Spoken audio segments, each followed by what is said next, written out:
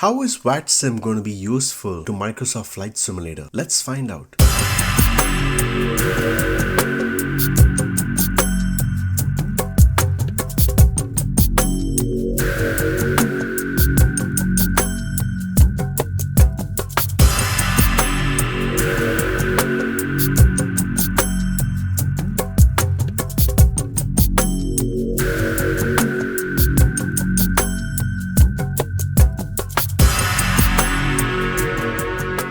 Before anything, welcome to the channel and please don't forget to subscribe and hit that bell button to make sure you get notified for future releases. Just few days ago did we come to know about the new partnership with VATSIM, which is Virtual Air Traffic Simulation Network. This will be included on the 18th of August along with the release. So VATSIM is basically a long-standing institution in the flight simulation community that can provide a network where users can either fly as pilots or even direct air traffic as controllers to produce a simulation experience along with real-world air traffic. This will add excitement to the flight simulation experience. Most flight simulators support this software that include our very own Microsoft FSX, X-Plane 11, and P3D. There are more than 79,000 active members in the VATSIM community. This can give an opportunity for Microsoft Flight Simulator to further expand its networks in the virtual skies, flying all kinds of aircrafts around the world.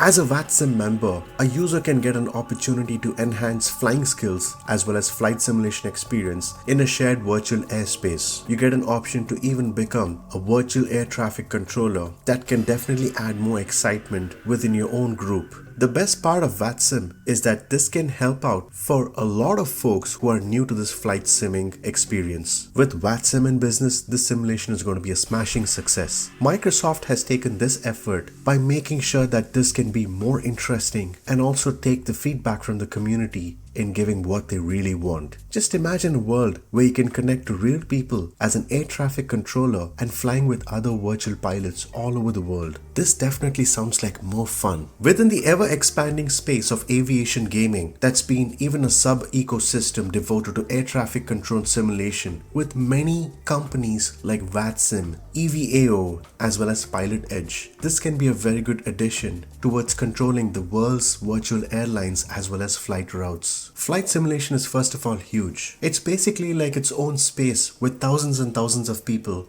all around the world using it. So if you're new to VATSIM and have been flying offline with no ATC, that is air traffic control, it would be ideal and the right time for you to get familiar with what exactly VATSIM can do. Because ATC could be overwhelming for newbies, so you should be able to fall back on proficiency with your own aircraft in order to get through learning to deal with it. If you use an RNAV aircraft that could be able to program the FMC, at least go to direct points in your field route once you're underway. Get comfortable with common phrases where most controllers would be using, and also make sure you're comfortable with your own plane so you could concentrate on the ATC. About 90% of flying is to make sure that you stay ahead of the airplane and anticipate your next move. Make sure that you listen to the radio, build a picture in your head of what is happening around you. For example, if there's another aircraft that would be arriving soon, listen to it closely on what center tells them. So for example, if they instructed that plane to land at a certain runway, you should anticipate the same. And don't be surprised if your instructions are slightly different. VATSIM occasionally hosts first wing events wherein they are much more lenient with new pilots and are willing to help you so that you get used to radio communications as well as flying on VATSIM. To be honest, they make it quite realistic. You could also come across many controllers who could not be patient, but many others are incredibly helpful and supportive. To get you a little bit more comfortable, make sure you check out some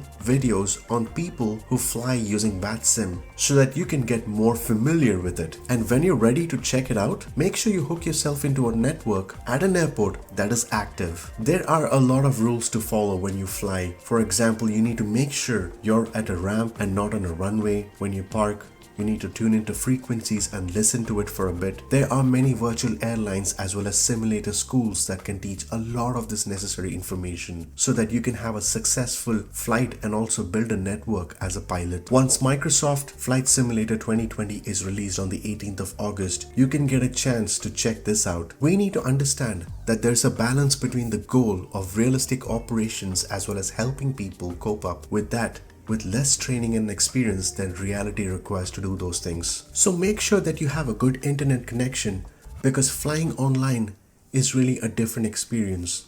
The air traffic controls on VATSIM are very realistic, and many of the controllers on the air traffic control are quite experienced. Of course, there's a bit of learning curve as well as people that tend to be a little stuffy, but you can get online and lurk around a while to see what it's exactly like. I would certainly say that VATSIM is the way to go. You get a chance with interacting with a lot of other people and get to know many people all over the world. This would be the best way to get started, to go on a VATSIM site. The best way to get started is to go to the VATSIM website, go through the tutorials and get online so that you would be much more familiar about VATSIM and how it works when Microsoft Flight Simulator 2020 would be released. I hope you enjoyed the video. Go ahead and subscribe if you haven't subscribed already. Have a good rest of the day and stay tuned.